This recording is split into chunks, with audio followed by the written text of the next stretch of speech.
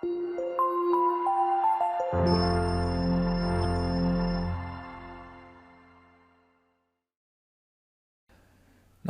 ಸ್ನೇಹಿತರೆ, ಅಮೋಘ ವರ್ಷ ಕೋಚಿಂಗ್ ಸೆಂಟರ್ ಯೂಟ್ಯೂಬ್ ಚಾನಲ್ಗೆ ನಿಮಗೆಲ್ಲ ಸ್ವಾಗತ. ಇವತ್ತಿನ ಪ್ರಮುಖವಾದಂತಹ ಕರೆಂಟ್ ಅಫೇರ್ಸ್ ಟಾಪಿಕ್ಗಳನ್ನು ಡಿಸ್ಕಸ್ ಮಾಡೋಣ. ಕಳೆದ ಸೆಷನ್ನಲ್ಲಿ ಕೇಳಲಾದಂತಹ ಪ್ರಶ್ನೆಯ ಸರಿಯಾದ ಉತ್ತರ ಏನು ಅಂತ ಮೊದಲು ತಿಳಿದುಕೊಳ್ಳೋದಾದರೆ, ಭಾರತದಲ್ಲಿ ಸುಮಾರು 12 ಹೆಕ್ಟೇರ್ಗಳಷ್ಟು ಮ್ಯಾಂಗ್ರೋವ್ ಕಾಡುಗಳನ್ನು ರಕ್ಷಣೆ ಮಾಡುವಂತಹ ಉದ್ದೇಶದಿಂದ ಸಮುದ್ರದೊಳಗೆ ಸುಮಾರು 7 ಕಿಲೋಮೀಟರ್ ಉದ್ದದ ಸುರಂಗ ಮಾರ್ಗವನ್ನು ನಿರ್ಮಿಸಲಾಗ್ತಾ ಇದೆ. ರೈಲ್ವೆ ಸುರಂಗ ಮಾರ್ಗವನ್ನು ನಿರ್ಮಿಸಲಾಗ್ತಾ ಇದ್ದು, ಇದು ಎಲ್ಲಿ ಅಂತ ಗುರುತಿಸಬೇಕಾಗಿತ್ತು. ಆಪ್ಷನ್ಗಳಲ್ಲಿ ಗಲ್ಫ್ ಆಫ್ ಕಚ್, ಠಾಣೆ ಕ್ರೀಕ್, ಮನ್ನಾರ್ ಕೊಲ್ಲಿ ಅಥವಾ ಪಾಕ್ ಜಲಸಂಧಿ ಅಂತ ನೀಡಲಾಗಿದ್ದು, ಸರಿಯಾದ ಉತ್ತರ ಏನು ಅಂತಂದರೆ ಆಪ್ಷನ್ 2, ಮಹಾರಾಷ್ಟ್ರದ ಠಾಣೆ ಕ್ರೀಕ್ನಲ್ಲಿ ಈ ಒಂದು ರೈಲು ಸುರಂಗ ಮಾರ್ಗವನ್ನು ನಿರ್ಮಾಣ ಮಾಡಲಾಗ್ತಾ ಇದೆ. So option 2 is right answer. ಇತ್ತೀಚೆಗೆ ಈ ಒಂದು high speed railway corridor Mumbai ಮತ್ತು ಅಹಮದಾಬಾದ್ ನಗರಗಳನ್ನು ಕನೆಕ್ಟ್ ಮಾಡುವಂತಹ ಈ ಒಂದು ರೈಲ್ವೆ ಕಾರಿಡಾರ್ ಯೋಜನೆಯ ಅಡಿಯಲ್ಲಿ ಈ ಮಹಾರಾಷ್ಟ್ರದ ಠಾಣೆ ಕ್ರೀಕ್ ಬಳಿಯಲ್ಲಿರುವಂತಹ 12 ಹೆಕ್ಟೇರ್ ಮ್ಯಾಂಗ್ರೋವ್ ಕಾಡುಗಳನ್ನು ರಕ್ಷಣೆ ಮಾಡುವಂತಹ ಉದ್ದೇಶದಿಂದ 7 ಕಿಲೋಮೀಟರ್ಗಳಷ್ಟು ಉದ್ದದ ಸಮುದ್ರದೊಳಗಿನ ಸುರಂಗ ಮಾರ್ಗವನ್ನು ನಿರ್ಮಾಣ ಮಾಡಲಾಗ್ತಾ ಇದೆ.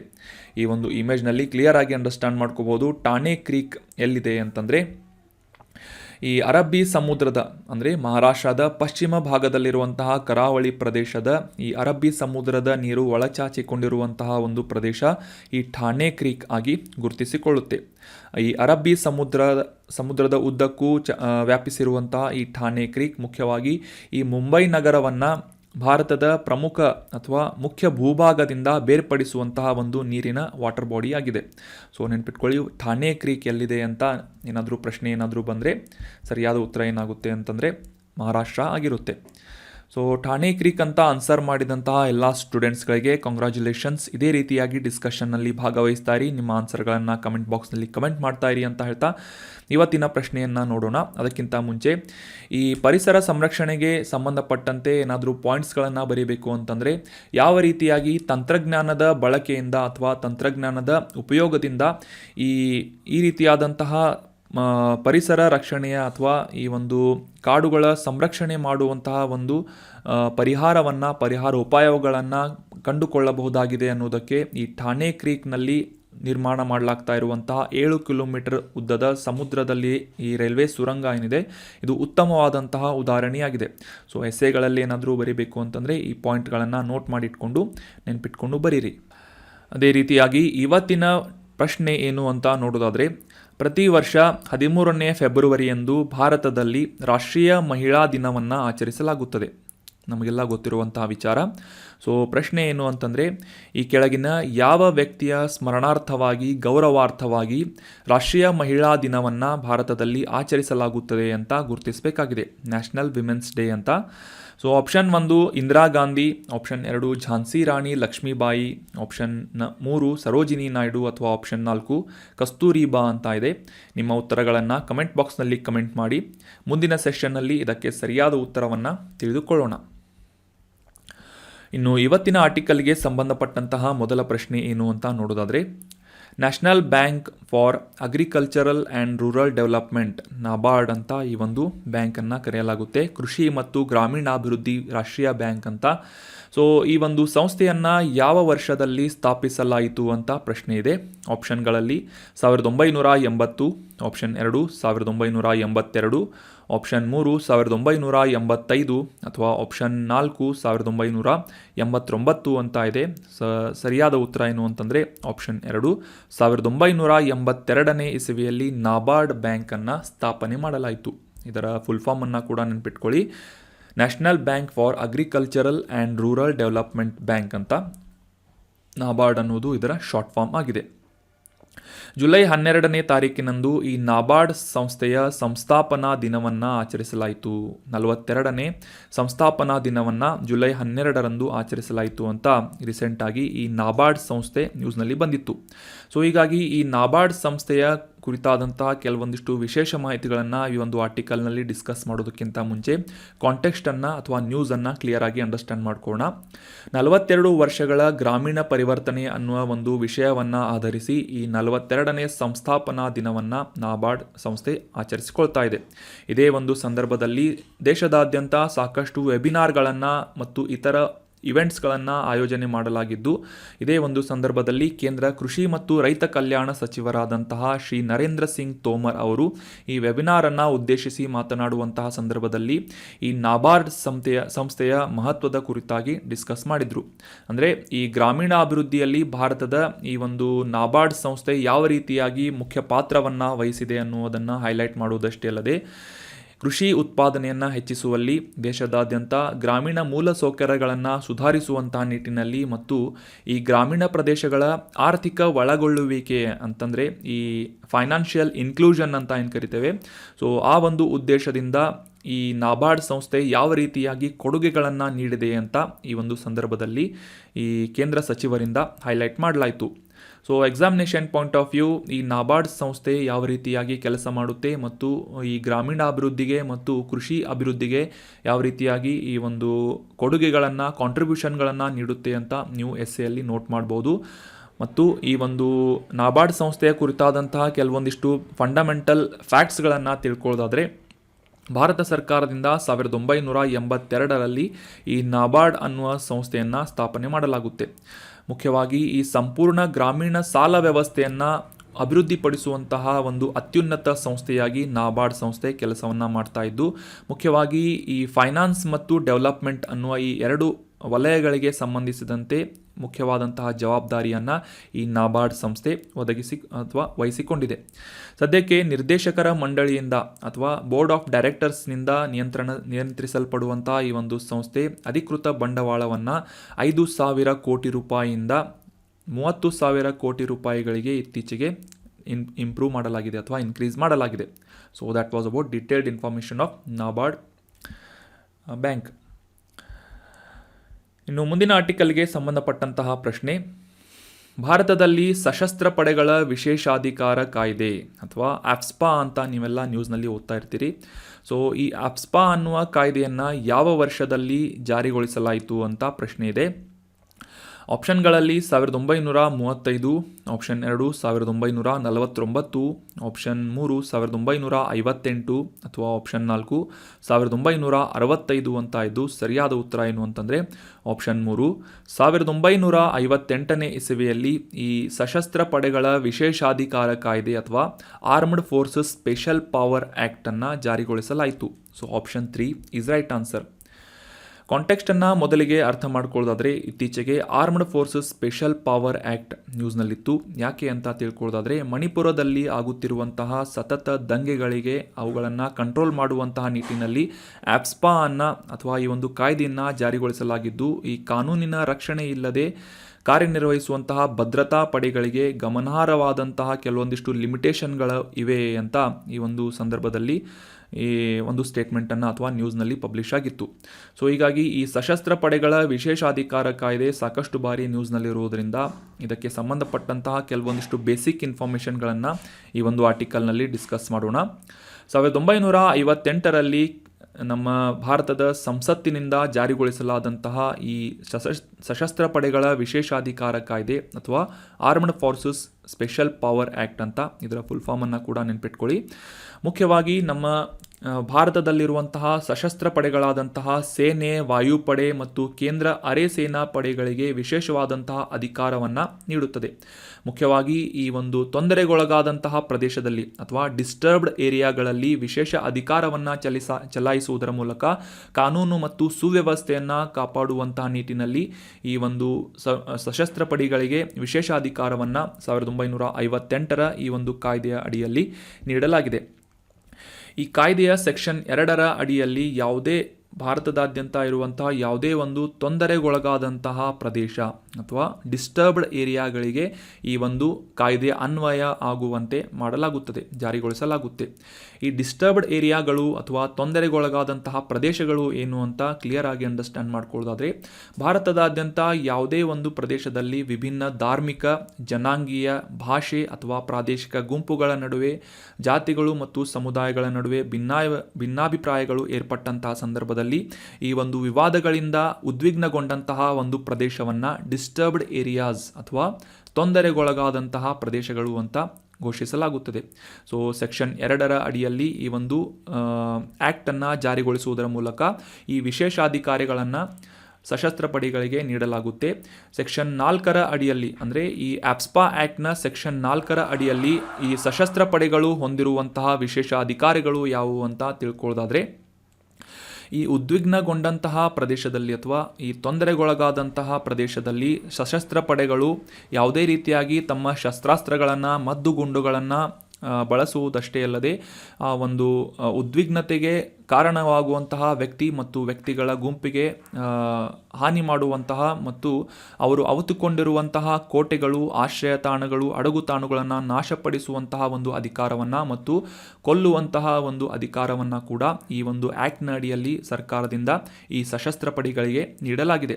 ಅಷ್ಟೇ ಅಲ್ಲದೆ ಯಾವುದೇ ಒಬ್ಬ ವ್ಯಕ್ತಿಯಿಂದ ಈ ತೊಂದರೆಗೊಳಗಾದಂತಹ ಪ್ರದೇಶವನ್ನು ಘೋಷಿಸಿದ ನಂತರ ಅಲ್ಲಿ ಉದ್ವಿಗ್ನತೆಯನ್ನು ಅಥವಾ ಅಶಾಂತಿಯನ್ನು ಕದಡುವಂತಹ ಒಂದು ವ್ಯಕ್ತಿಗೆ ವಾರಂಟ್ ಇಲ್ಲದೆ ಬಂಧಿಸುವಂತಹ ಅಧಿಕಾರವನ್ನು ಕೂಡ ಸಶಸ್ತ್ರ ಪಡೆಗಳಿಗೆ ಸರ್ಕಾರದಿಂದ ನೀಡಲಾಗುತ್ತೆ.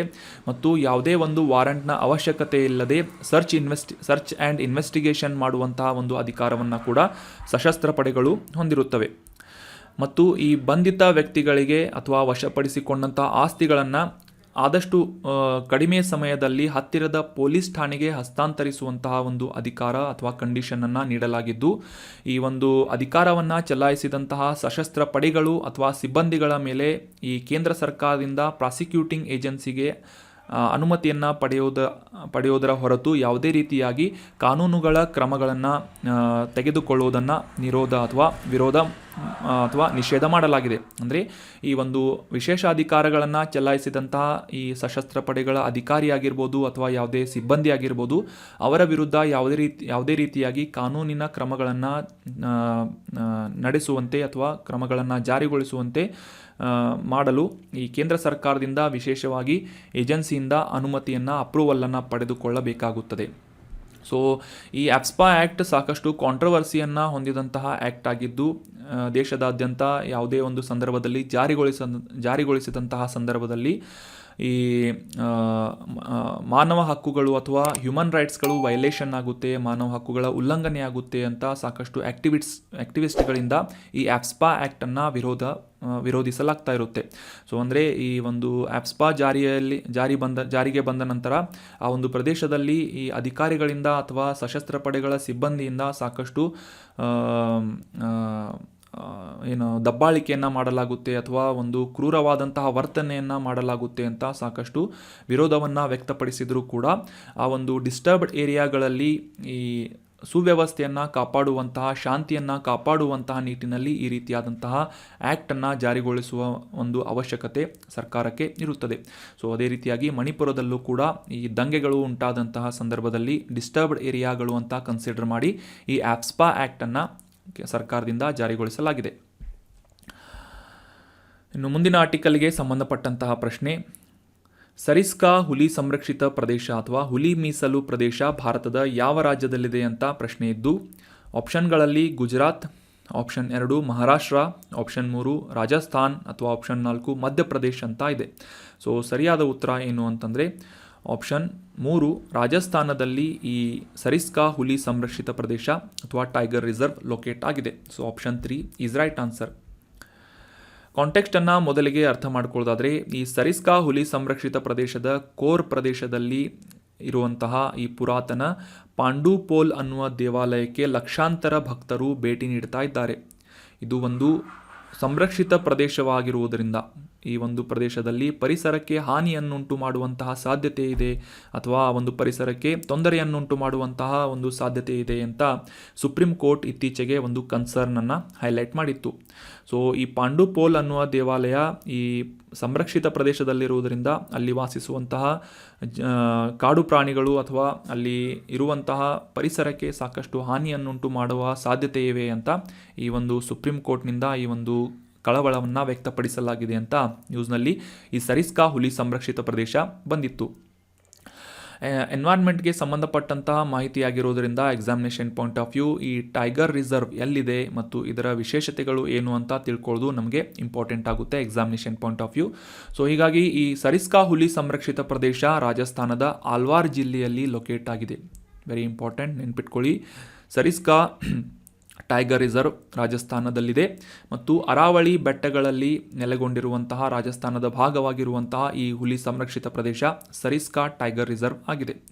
ಸೊ ಹಿಂದೆ ಅಂದರೆ ಸ್ವತಂತ್ರ ಪೂರ್ವದಲ್ಲಿ ಆಲ್ವಾರ್ ರಾಜಮನೆತನದಿಂದ ಈ ಒಂದು ಪ್ರದೇಶದಲ್ಲಿ ಬೇಟೆಯಾಡುವಂತಹ ತಾಣವಾಗಿ ಈ ಸರಿಸ್ಕಾ ಹುಲಿ ಸಂರಕ್ಷಿತ ಪ್ರದೇಶ ಕೂಡ ಗುರುತಿಸಿಕೊಳ್ತಾ ಇತ್ತು. ನಂತರ 1955ರಲ್ಲಿ ವನ್ಯಜೀವಿ ಮೀಸಲು ಪ್ರದೇಶ ಅಂತ ಈ ಒಂದು ಪ್ರದೇಶವನ್ನು ಗುರುತಿಸಲಾಯಿತು. ನಂತರ 1973ರಲ್ಲಿ ಜಾರಿಗೊಂಡಂತಹ ಪ್ರಾಜೆಕ್ಟ್ ಟೈಗರ್ ಈ ಒಂದು ಯೋಜನೆಯ ಅಡಿಯಲ್ಲಿ ಅಂದರೆ ಹುಲಿ ಸಂರಕ್ಷಣೆ ಮಾಡುವಂತಹ ನಿಟ್ಟಿನಲ್ಲಿ ಕೈಗೊಂಡಂತಹ ಯೋಜನೆಯ ಅಡಿಯಲ್ಲಿ 1978ನೇ ಇಸವಿಯಲ್ಲಿ ಈ ಒಂದು ಪ್ರದೇಶವನ್ನು ಹುಲಿ ಸಂರಕ್ಷಿತ ಪ್ರದೇಶ ಅಥವಾ ಟೈಗರ್ ರಿಸರ್ವ್ ಅಂತ ಘೋಷಣೆ ಮಾಡಲಾಯಿತು. ಅಷ್ಟೇ ಅಲ್ಲದೆ ಈ ಒಂದು ಹುಲಿಗಳನ್ನು ಯಶಸ್ವಿಯಾಗಿ ಸ್ಥಳಾಂತರಿಸಿದಂತಹ ವಿಶ್ವದ ಮೊದಲ ಮೀಸಲು ಪ್ರದೇಶವಾಗಿ ಕೂಡ ಈ ಸರಿಸ್ಕಾ ಹುಲಿ ಸಂರಕ್ಷಿತ ಪ್ರದೇಶ ಗುರುತಿಸಿಕೊಳ್ಳುತ್ತೆ ಮತ್ತು ಐತಿಹಾಸಿಕವಾದಂತಹ ಒಂದು ವಿಶೇಷತೆಗಳನ್ನು ಕೂಡ ಈ ಸರಿಸ್ಕಾ ಹುಲಿ ಸಂರಕ್ಷಿತ ಪ್ರದೇಶ ಹೊಂದಿದ್ದು, ಇದರಲ್ಲಿ ಐತಿಹಾಸಿಕವಾದಂತಹ ಪಾಂಡುಪೋಲ್, ಬಂಗರ್ ಕೋಟೆ, ಅಜಬ್ಗಢ್, ಪ್ರತಾಪ್ಗಢ್, ಸಿಲಿಸೆರ್ ಸರೋವರ, ಜೈಸಮಂದ್ ಸರೋವರ ಈ ರೀತಿಯಾದಂತಹ ಸಾಕಷ್ಟು ಹಳೆಯ ದೇವಾಲಯಗಳು, ಅರಮನೆಗಳು, ಸರೋವರಗಳು ಕೂಡ ಇರುವುದನ್ನು ನಾವು ಕಾಣಬಹುದಾಗಿದೆ. ಸೊ ಈ ಒಂದು ವಿಶೇಷ ಸ್ಥಳಗಳಿಗೆ ಜನರು ಭೇಟಿ ನೀಡುವುದರಿಂದ ಈ ಸಂರಕ್ಷಿತ ಪ್ರದೇಶಕ್ಕೆ ಹಾನಿ ಉಂಟಾಗುತ್ತೆ ಅಂತ ಸುಪ್ರೀಂ ಕೋರ್ಟ್ನಿಂದ ಇತ್ತೀಚೆಗೆ ಒಂದು ಕನ್ಸರ್ನನ್ನು ಹೈಲೈಟ್ ಮಾಡಲಾಗಿತ್ತು. ಅದೇ ಒಂದು ಉದ್ದೇಶದಿಂದ ಈಗ ನಾವು ಸರಿಸ್ಕಾ ಹುಲಿ ಸಂರಕ್ಷಿತ ಪ್ರದೇಶದ ಕುರಿತಾದಂತಹ ಮಾಹಿತಿಗಳನ್ನು ಡಿಸ್ಕಸ್ ಮಾಡ್ತಾ ಇದ್ದೇವೆ. ಸೊ ಈ ಒಂದು ಲ್ಯಾಂಡ್ಸ್ಕೇಪನ್ನು ನೋಡೋದಾದರೆ ಸಾಮಾನ್ಯವಾಗಿ ಈ ಒಂದು ಪ್ರದೇಶದಲ್ಲಿ ಅಂದರೆ ಅರಾವಳಿ ಬೆಟ್ಟಗಳಲ್ಲಿರುವಂತಹ ಈ ಒಂದು ಹುಲಿ ಸಂರಕ್ಷಿತ ಪ್ರದೇಶದಲ್ಲಿ ಹುಲ್ಲುಗಾವಲು ಮತ್ತು ಒಣ ಎಲೆ ಉದುರುವಂತಹ ಕಾಡುಗಳನ್ನು ನಾವು ಕಾಣಬಹುದಾಗಿದ್ದು, ದೊಡ್ಡ ಬಂಡೆಗಳು ಮತ್ತು ಕಲ್ಲಿನ ಭೂದೃಶ್ಯಗಳನ್ನು ನಾವು ಹೆಚ್ಚಾಗಿ ಈ ಒಂದು ಪ್ರದೇಶದಲ್ಲಿ ಕಾಣಬಹುದಾಗಿದೆ. ಮತ್ತು ಈ ಹುಲಿ ಸಂರಕ್ಷಿತ ಪ್ರದೇಶದಲ್ಲಿ ಹುಲಿಯನ್ನು ಹೊರತುಪಡಿಸಿ ಚಿರತೆ, ಸಾಂಬಾರ್, ಚೀತಾಲ್, ನೀಲ್ಗಾಯ್, 4 ಕೊಂಬಿನ ಜಿಂಕೆ, ಕಾಡು ಹಂದಿ, ಸೀಸಸ್ ಮೊಕಾಕ್, ಲಂಗೂರ್, ಕತ್ತೆ ಕುರುಬ ಅಥವಾ ಹೈನಾಸ್ಗಳು, ಜಂಗಲ್ ಕ್ಯಾಟ್ಸ್ ಅಥವಾ ಈ ಕಾಡು ಬೆಕ್ಕಗಳು ಈ ರೀತಿಯಾದಂತಹ ಸಾಕಷ್ಟು ವೈವಿಧ್ಯಮಯವಾದಂತಹ ಸಸ್ತನಿ ಪ್ರಭೇದಗಳನ್ನು ಈ ಸರಿಸ್ಕಾ ಹುಲಿ ಸಂರಕ್ಷಿತ ಪ್ರದೇಶದಲ್ಲಿ ನಾವು ಕಾಣಬಹುದಾಗಿದೆ. ಇನ್ನು ಮುಂದಿನ ಆರ್ಟಿಕಲ್ ಅನ್ನು ನೋಡೋಣ. ಪ್ರಶ್ನೆ ಏನು ಅಂತ ನೋಡೋದಾದರೆ, ಈ ಗ್ಲೋಬಲ್ ಸೌತ್ ಅನ್ನುವ ಪದ ರೀಸೆಂಟಾಗಿ ನ್ಯೂಸ್ನಲ್ಲಿತ್ತು. ಈ ಕೆಳಗಿನ ಯಾವ ಖಂಡವನ್ನು ಜಾಗತಿಕ ದಕ್ಷಿಣ ಅಥವಾ ಗ್ಲೋಬಲ್ ಸೌತ್ ಅನ್ನುವ ಪ್ರದೇಶದಲ್ಲಿ ಇನ್ಕ್ಲೂಡ್ ಮಾಡಲಾಗಿದೆ ಅಂತ ಸೇರಿಸಲಾಗಿದೆ ಅಂತ ಗುರುತಿಸಬೇಕಾಗಿದೆ. Option 1 Asia, option 2 Africa, option 3 ದಕ್ಷಿಣ ಅಮೇರಿಕಾ ಅಥವಾ ಮೇಲಿನ ಎಲ್ಲವೂ ಅಂತ 4ನೇ ಆಪ್ಷನ್ ಹೇಳ್ತಾ ಇದೆ. ಸೊ ಸರಿಯಾದ ಉತ್ತರ ಏನು ಅಂತಂದರೆ ಆಪ್ಷನ್ 4 ಮೇಲಿನ ಎಲ್ಲ ಖಂಡಗಳು ಕೂಡ ಈ ಗ್ಲೋಬಲ್ ಸೌತ್ ಅನ್ನುವ ಪ್ರದೇಶದಲ್ಲಿ ಇನ್ಕ್ಲೂಡ್ ಆಗಿವೆ. So option 4 is right answer. ಈ ಗ್ಲೋಬಲ್ ಸೌತ್ ಅನ್ನುವ ಪದ ರೀಸೆಂಟಾಗಿ ಸಾಕಷ್ಟು ಬಾರಿ ನ್ಯೂಸ್ನಲ್ಲಿ ಬರ್ತಾ ಇದೆ. ಸೊ ಹೀಗಾಗಿ ಇದಕ್ಕೆ ಸಂಬಂಧಪಟ್ಟಂತಹ ಡೀಟೇಲ್ ಮಾಹಿತಿಗಳನ್ನು ಈ ಒಂದು ಆರ್ಟಿಕಲ್ನಲ್ಲಿ ಡಿಸ್ಕಸ್ ಮಾಡೋಣ.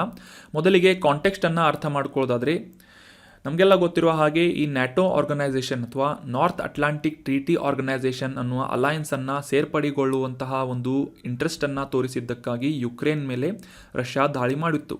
ಸೊ ಅದೇ ರೀತಿಯಾಗಿ ಈ ಒಂದು ಸಾಕಷ್ಟು ದೇಶಗಳೊಂದಿಗೆ ಕೂಡ ಇದೇ ಒಂದು ಕಾರಣಕ್ಕಾಗಿ ಒಂದು ಬಾಂಧವ್ಯ ಅಥವಾ ಸಂಬಂಧ ಕೂಡ ಹದಗೆಟ್ಟಿತ್ತು. ಸೊ ಇದೇ ಒಂದು ಕಾರಣಕ್ಕಾಗಿ ಈ ಗ್ಲೋಬಲ್ ಸೌತ್ ಖಂಡಗಳಾದಂತಹ ರಾಷ್ಟ್ರಗಳಾದಂತಹ ಆಫ್ರಿಕಾ, ಏಷ್ಯಾ ಮತ್ತು ಲ್ಯಾಟಿನ್ ಅಮೆರಿಕಾದ ಅನೇಕ ಪ್ರಭಾವಶಾಲಿ ರಾಷ್ಟ್ರಗಳು ಕೂಡ ಈ ನ್ಯಾಟೋ ಆರ್ಗನೈಸೇಷನ್ ಅಥವಾ ಅಲಯನ್ಸ್ನೊಂದಿಗೆ ಸೇರ್ಪಡೆಗೊಳ್ಳುವಂತಹ ಇಂಟ್ರೆಸ್ಟನ್ನು ತೋರಿಸ್ತಾ ಇಲ್ಲ, ಅದೇ ರೀತಿಯಾಗಿ ಹಿಂಜರಿತಾ ಇವೆ ಅಂತ ಈಗ ರೀಸೆಂಟಾಗಿ ನ್ಯೂಸ್ನಲ್ಲಿ ಪಬ್ಲಿಷ್ ಆಗಿತ್ತು. ಸೊ ಈ ಗ್ಲೋಬಲ್ ಸೌತ್ ಅಥವಾ ಜಾಗತಿಕ ದಕ್ಷಿಣ ಅಂದರೆ ಏನು ಅಂತ ಈ ಕಾನ್ಸೆಪ್ಟನ್ನು ಕ್ಲಿಯರ್ ಆಗಿ ಅಂಡರ್ಸ್ಟ್ಯಾಂಡ್ ಮಾಡ್ಕೊಳ್ಳೋದಾದರೆ ಈ ಜಿಯೋಪಾಲಿಟಿಕಲ್ಗೆ ಸಂಬಂಧಪಟ್ಟಂತಹ ಮಾಹಿತಿಯನ್ನು ಈಗ ಡಿಸ್ಕಸ್ ಮಾಡೋಣ. ಜಾಗತಿಕವಾಗಿ ಈ ಗ್ಲೋಬಲ್ ಸೌತ್ ಅಂದರೆ ಲ್ಯಾಟಿನ್ ಅಮೆರಿಕಾ ಅಂದರೆ ದಕ್ಷಿಣ ಅಮೆರಿಕಾ, ಸೆಂಟ್ರಲ್ ಅಮೆರಿಕಾದ ಪ್ರಮುಖ ರಾಷ್ಟ್ರಗಳು, ಆಫ್ರಿಕಾ ಖಂಡದಲ್ಲಿರುವಂಥ ರಾಷ್ಟ್ರಗಳು, ಏಷ್ಯಾ ಮತ್ತು ಪೆಸಿಫಿಕ್ ಸಾಗರದಲ್ಲಿರುವಂತಹ ಪ್ರಮುಖ ದ್ವೀಪ ಸಮೂಹದಲ್ಲಿರುವಂತಹ ರಾಷ್ಟ್ರಗಳು ಅಥವಾ ದಕ್ಷಿಣ ಗೋಳಾರ್ಧದಲ್ಲಿರುವಂತಹ ಪ್ರಮುಖ ರಾಷ್ಟ್ರಗಳನ್ನು ಒಳಗೊಂಡಂತೆ ಗ್ಲೋಬಲ್ ಸೌತ್ ಅಂತ ಗುರುತಿಸಲಾಗುತ್ತೆ. ಈ ಒಂದು ಇಮೇಜ್ನಲ್ಲಿ ಕ್ಲಿಯರ್ ಆಗಿ ಅಂಡರ್ಸ್ಟ್ಯಾಂಡ್ ಮಾಡ್ಕೋಬೋದು. ಗ್ಲೋಬಲ್ ಸೌತ್ ಅಂದರೆ ಈ ಏಷ್ಯಾದ ಪ್ರಮುಖ ರಾಷ್ಟ್ರಗಳು, ಮಧ್ಯಪ್ರಾಚ್ಯ ಏಷ್ಯಾದ ರಾಷ್ಟ್ರಗಳು ಮತ್ತು ಆಫ್ರಿಕಾ ಖಂಡದಲ್ಲಿರುವಂತಹ ಎಲ್ಲ ರಾಷ್ಟ್ರಗಳು, ಈ ಲ್ಯಾಟಿನ್ ಅಮೆರಿಕಾ ಅಂತಂದರೆ ಈ ದಕ್ಷಿಣ ಅಮೆರಿಕಾ ಮತ್ತು ಸೆಂಟ್ರಲ್ ಅಮೆರಿಕಾ ರಾಷ್ಟ್ರಗಳು ಮತ್ತು ಪೆಸಿಫಿಕ್ ಸಾಗರದಲ್ಲಿರುವಂತಹ ಪ್ರಮುಖ ದ್ವೀಪ ಸಮೂಹದಲ್ಲಿರುವಂತಹ ರಾಷ್ಟ್ರಗಳು, ಅಷ್ಟೇ ಅಲ್ಲದೆ ಈ ಒಂದು ಏಷ್ಯಾದ ಪ್ರಮುಖ ರಾಷ್ಟ್ರಗಳನ್ನು ಒಳಗೊಂಡಂತೆ ಗ್ಲೋಬಲ್ ಸೌತ್ ಅಂತ ಗುರುತಿಸಲಾಗುತ್ತೆ. ಇದರಲ್ಲಿ ಈ ಉತ್ತರ ಅಮೆರಿಕಾ ಮತ್ತು ಯುರೋಪ್ ಖಂಡದಲ್ಲಿರುವಂತಹ ರಾಷ್ಟ್ರಗಳು ಮತ್ತು Russia, Japan, south Korea, Australia ಈ ರೀತಿಯಾದಂತಹ ಪ್ರಮುಖ ರಾಷ್ಟ್ರಗಳನ್ನು ಈ ಗ್ಲೋಬಲ್ ಸೌತ್ ಅನ್ನುವ ಪದದಲ್ಲಿ ಇನ್ಕ್ಲೂಡ್ ಮಾಡಲಾಗಿಲ್ಲ. ಸೊ ಯಾವ ರೀತಿಯಾಗಿ ಈ ಗ್ಲೋಬಲ್ ಸೌತನ್ನು ಗುರುತಿಸಲಾಗುತ್ತೆ ಅಂತ ತಿಳ್ಕೊಳ್ಳೋದಾದರೆ 1969ರಲ್ಲಿ ಈ ರಾಜಕೀಯ ಕಾರ್ಯಕರ್ತರಾದಂತಹ ಕಾರ್ಲ್ ಒಗ್ಲೆಸ್ಬಿ ಅನ್ನುವ ವ್ಯಕ್ತಿಯಿಂದ ಈ ಒಂದು ಗ್ಲೋಬಲ್ ಸೌತ್ ಅನ್ನುವ ಪದವನ್ನು ಪರಿಚಯಿಸಲಾಯಿತು. ಮುಖ್ಯವಾಗಿ ಈ ರಾಜಕೀಯ, ಭೌಗೋಳಿಕ, ಆರ್ಥಿಕ ಸಾಮರ್ಥ್ಯಗಳನ್ನು ಹೊಂದಿರುವಂತಹ ಈ ಒಂದು ರಾಷ್ಟ್ರಗಳನ್ನು ಗ್ಲೋಬಲ್ ಸೌತ್ ಅನ್ನುವ ಕ್ಯಾಟಗರಿಯಲ್ಲಿ ಇನ್ಕ್ಲೂಡ್ ಮಾಡಲಾಗುತ್ತೆ. ಸೊ ಮುಖ್ಯವಾಗಿ ಅಭಿವೃದ್ಧಿಯನ್ನು ಹೊಂದದೇ ಇರುವಂತಹ, ಬಡತನ, ರಾಜಕೀಯ ಅಸ್ಥಿರತೆ ಈ ರೀತಿಯಾದಂತಹ ಸವಾಲುಗಳನ್ನು ಎದುರಿಸುತ್ತಿರುವಂತಹ ಪ್ರಮುಖ ರಾಷ್ಟ್ರಗಳನ್ನು ಇನ್ಕ್ಲೂಡ್ ಮಾಡಿ ಜಾಗತಿಕವಾಗಿ ಗ್ಲೋಬಲ್ ಸೌತ್ ಅಂತ ಗುರುತಿಸಲಾಗುತ್ತೆ. ಸೊ ಸಿಂಪಲ್ ಆಗಿ ಅಂಡರ್ಸ್ಟ್ಯಾಂಡ್ ಮಾಡ್ಕೊಳ್ಳೋದಾದರೆ ಇದು ಒಂದು ಪಾಶ್ಚಿಮಾತ್ಯ ಧೋರಣೆಯಾಗಿದ್ದು ಇತರ ರಾಷ್ಟ್ರಗಳನ್ನು ತಮಗಿಂತ ಕಡಿಮೆ ಅನ್ನುವ ಒಂದು ತೋರಿಕೆಯನ್ನು ಮಾಡುವಂತಹ ಒಂದು ಪಾಶ್ಚಿಮಾತ್ಯದ ಒಂದು ದೊಡ್ಡಸ್ತಿಕೆಯನ್ನು ತೋರಿಸುವಂತಹ ಒಂದು ಪದವಾಗಿ ಈ ಗ್ಲೋಬಲ್ ಸೌತ್ ಅನ್ನುವ ಒಂದು ಪದವನ್ನು ಬಳಸಲಾಗುತ್ತೆ. ಇದಕ್ಕಿಂತ ಮುಂಚೆ ಥರ್ಡ್ ವರ್ಲ್ಡ್ ಕಂಟ್ರೀಸ್ಗಳು ಅಂತ ಈ ಲ್ಯಾಟಿನ್ ಅಮೆರಿಕಾ, ಏಷ್ಯಾ ಮತ್ತು ಆಫ್ರಿಕಾ ಖಂಡಗಳನ್ನು ಗುರುತಿಸಲಾಗ್ತಾ ಇತ್ತು. ಸೊ ಹೀಗಾಗಿ ಈ ಒಂದು ಗ್ಲೋಬಲ್ ಸೌತ್ ಸಾಕಷ್ಟು ಬಾರಿ ನ್ಯೂಸ್ನಲ್ಲಿ ಕಾಂಟ್ರವರ್ಸಿಯನ್ನು ಏರ್ಪಡಿಸ್ತಾ ಇರುತ್ತೆ.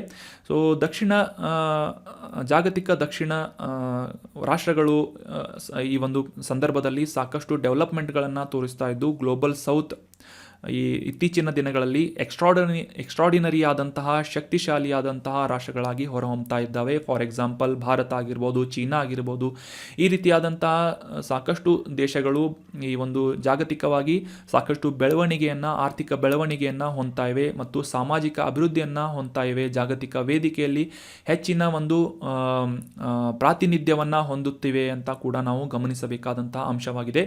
ಸೊ ಹೀಗಾಗಿ ಈ ಗ್ಲೋಬಲ್ ಸೌತ್ ಅನ್ನೋದು ಸಾಕಷ್ಟು ಕಾಂಟ್ರವರ್ಸಿಯನ್ನು ಮತ್ತು ಥರ್ಡ್ ವರ್ಲ್ಡ್ ಕಂಟ್ರೀಸ್ಗಳು ಅಂತ ಕರೆಸಿಕೊಳ್ಳುವಂತಹ ನಮ್ಮಂತಹ ಅಭಿವೃದ್ಧಿಶೀಲ ರಾಷ್ಟ್ರಗಳನ್ನು ಈ ಪಾಶ್ಚಿಮಾತ್ಯ ರಾಷ್ಟ್ರಗಳಿಗಿಂತ ಕಡಿಮೆ ಅಂತ ತೋರಿಸುವ ಉದ್ದೇಶದಿಂದ ಈ ಒಂದು ಪದವನ್ನು ಬಳಸಲಾಗಿತ್ತು 1969ರಲ್ಲಿ ಕಾರ್ಲ್ ಒಗ್ಲೆಸ್ಬಿ ಅನ್ನುವ ವ್ಯಕ್ತಿಯಿಂದ. So that was about detailed information of global south. So ನೀವು ಇಲ್ಲಿ ಅಬ್ಸರ್ವ್ ಮಾಡ್ಬೋದು, ಈ ಅಭಿವೃದ್ಧಿ ಹೊಂದಿದಂತಹ ರಾಷ್ಟ್ರಗಳಾದಂತಹ ಅಮೇರಿಕಾ ಆಗಿರ್ಬೋದು, ಕೆನಡಾ ಆಗಿರ್ಬೋದು, ಡೆನ್ಮಾರ್ಕ್, ಯುರೋಪಿನ ಪ್ರಮುಖ ರಾಷ್ಟ್ರಗಳಾಗಿರ್ಬೋದು, ಜಪಾನ್, ಸೌತ್ ಕೊರಿಯಾ, ಆಸ್ಟ್ರೇಲಿಯಾ ಈ ರೀತಿಯಾದಂತಹ ಪ್ರಮುಖ ರಾಷ್ಟ್ರಗಳನ್ನು ಈ ಗ್ಲೋಬಲ್ ಸೌತ್ನಲ್ಲಿ ಇನ್ಕ್ಲೂಡ್ ಮಾಡಲಾಗಿಲ್ಲ. ಸಾಮಾನ್ಯವಾಗಿ ಸೌತ್ ಅಂತಂದರೆ ದಕ್ಷಿಣ ಗೋಳಾರ್ಧ ಅಂತ ನಾವು ಅಂಡರ್ಸ್ಟ್ಯಾಂಡ್ ಮಾಡ್ಕೋಬೋದು. ಆದರೆ ಈ ದಕ್ಷಿಣ ಗೋಳಾರ್ಧದಲ್ಲಿರುವಂತಹ ಈ ಆಸ್ಟ್ರೇಲಿಯಾವನ್ನು ಕೂಡ ಇದರಲ್ಲಿ ಇನ್ಕ್ಲೂಡ್ ಮಾಡಲಾಗಿಲ್ಲ. ಸೊ ಹೀಗಾಗಿ ಸಿಂಪಲ್ ಆಗಿ ನಾವು ಇದರ ಒಂದು ಇಂಟೆನ್ಷನ್ ಅಂಡರ್ಸ್ಟ್ಯಾಂಡ್ ಮಾಡ್ಕೋಬಹುದು. ಯಾವ ರೀತಿಯಾಗಿ ಈ ಜಿಯೋಪಾಲಿಟಿಕಲ್ ಅರೇನಾದಲ್ಲಿ ಅಥವಾ ಈ ಒಂದು ಏನಂತಾರೆ ಅದು ಜಿಯೋಪಾಲಿಟಿಕಲ್ ಕ್ಷೇತ್ರದಲ್ಲಿ ಈ ರೀತಿಯಾಗಿ ಒಂದು ಡಿಸ್ಕ್ರಿಮಿನೇಷನನ್ನು ಅಥವಾ ಒಂದು ತಾರತಮ್ಯವನ್ನು ಮಾಡುವ ಉದ್ದೇಶದಿಂದ ಕೂಡ ಈ ರೀತಿಯಾದಂತಹ ಪದಗಳನ್ನು ವೆಸ್ಟರ್ನ್ ದೇಶಗಳಿಂದ ಅಥವಾ ಪಾಶ್ಚಿಮಾತ್ಯ ದೇಶಗಳಿಂದ ಬಳಸಲಾಗ್ತಾ ಇರುತ್ತೆ. ಸೊ ಈಗ ಡಿಸ್ಕಸ್ ಮಾಡಲಾದಂಥ ಎಲ್ಲ ಆರ್ಟಿಕಲ್ಸ್ಗಳನ್ನು ಮತ್ತೊಮ್ಮೆ ರಿವೈಸ್ ಮಾಡ್ಕೊಂಡು ಬಿಡೋಣ. ಮೊದಲನೇ ಆರ್ಟಿಕಲ್ನಲ್ಲಿ ಈ ನಾಬಾರ್ಡ್ ಅನ್ನುವ ಈ ಒಂದು ಸಂಸ್ಥೆಯ ಕುರಿತಾದಂತಹ ಡೀಟೇಲ್ ಮಾಹಿತಿಗಳನ್ನು ಡಿಸ್ಕಸ್ ಮಾಡಿದ್ವಿ. ಮುಖ್ಯವಾಗಿ ಯಾವ ರೀತಿಯಾಗಿ ಈ ಗ್ರಾಮೀಣ ಪ್ರದೇಶದಲ್ಲಿ ಸಾಲವನ್ನು ಅಥವಾ ಹಣಕಾಸಿನ ವ್ಯವಸ್ಥೆಯನ್ನು ಸಾಲವನ್ನು ನೀಡುವಂತಹ ಮುಖ್ಯ ಸಂಸ್ಥೆಯಾಗಿ ಬ್ಯಾಂಕ್ ಆಗಿ ಕೆಲಸ ಮಾಡ್ತಾ ಇದೆ. ಅದೇ ರೀತಿಯಾಗಿ ಇನ್ಫ್ರಾಸ್ಟ್ರಕ್ಚರನ್ನು ಡೆವಲಪ್ ಮಾಡುವಂಥ ನಿಟ್ಟಿನಲ್ಲಿ ನಾಬಾರ್ಡ್ ಕಳೆದ 42 ವರ್ಷಗಳಿಂದ ಯಾವ ರೀತಿಯಾಗಿ ಕಾಂಟ್ರಿಬ್ಯೂಷನನ್ನು ಮಾಡಿದೆ ಅಂತ ಕ್ಲಿಯರ್ ಆಗಿ ಅಂಡರ್ಸ್ಟ್ಯಾಂಡ್ ಮಾಡ್ಕೊಂಡ್ವಿ. ನಂತರದ ಆರ್ಟಿಕಲ್ನಲ್ಲಿ ಈ ಆಫ್ಸ್ಪಾ ಅನ್ನುವ ಆ್ಯಕ್ಟ್ನ ಕುರಿತಾದಂತಹ ಡೀಟೇಲ್ ಮಾಹಿತಿಗಳನ್ನು ಡಿಸ್ಕಸ್ ಮಾಡಿದ್ವಿ. ಈ ಒಂದು ಕಾಯ್ದೆಯ ಅಡಿಯಲ್ಲಿ ಸಶಸ್ತ್ರ ಪಡೆಗಳು ಯಾವ ರೀತಿಯಾದಂತಹ ವಿಶೇಷ ಅಧಿಕಾರಗಳನ್ನು ಹೊಂದಿವೆ ಅಂತ ಅಂಡರ್ಸ್ಟ್ಯಾಂಡ್ ಮಾಡ್ಕೊಂಡ್ವಿ. ನಂತರದ ಆರ್ಟಿಕಲ್ನಲ್ಲಿ ಈ ಸರಿಸ್ಕಾ ಅನ್ನುವ ರಾಜಸ್ಥಾನದಲ್ಲಿರುವಂತಹ ಹುಲಿ ಸಂರಕ್ಷಿತ ಪ್ರದೇಶದ ವಿಶೇಷತೆಗಳನ್ನು ಮತ್ತು ಇದರ ಲೊಕೇಶನನ್ನು ಕ್ಲಿಯರ್ ಆಗಿ ಅಂಡರ್ಸ್ಟ್ಯಾಂಡ್ ಮಾಡ್ಕೊಂಡ್ವಿ. ನಂತರದ ಆರ್ಟಿಕಲ್ನಲ್ಲಿ ಜಿಯೋಪಾಲಿಟಿಕಲ್ಗೆ ಅಥವಾ ಇಂಟರ್ನ್ಯಾಷನಲ್ ರಿಲೇಷನ್ಗೆ ಸಂಬಂಧಪಟ್ಟಂತಹ ಈ ಗ್ಲೋಬಲ್ ಸೌತ್ ಅನ್ನುವ ಕಾನ್ಸೆಪ್ಟನ್ನು ಕ್ಲಿಯರ್ ಆಗಿ ಅಂಡರ್ಸ್ಟ್ಯಾಂಡ್ ಮಾಡ್ಕೊಂಡ್ವಿ. So that was all about today's discussion. ಈ ಕಂಟೆಂಟನ್ನು ನಿಮ್ಮ ಎಲ್ಲ ಫ್ರೆಂಡ್ಸ್ಗಳ ಜೊತೆ ಶೇರ್ ಮಾಡಿ. ಈ ಒಂದು ಡಿಸ್ಕಷನ್ನಲ್ಲಿ ಕೇಳಲಾದಂತಹ ಪ್ರಶ್ನೆಗೆ ಕಮೆಂಟ್ ಬಾಕ್ಸ್ನಲ್ಲಿ ಸರಿಯಾದ ಉತ್ತರವನ್ನು ಮಾಡೋದಕ್ಕೆ ಪ್ರಯತ್ನ ಮಾಡಿ. Thank you so much for joining the discussion. Have a nice day.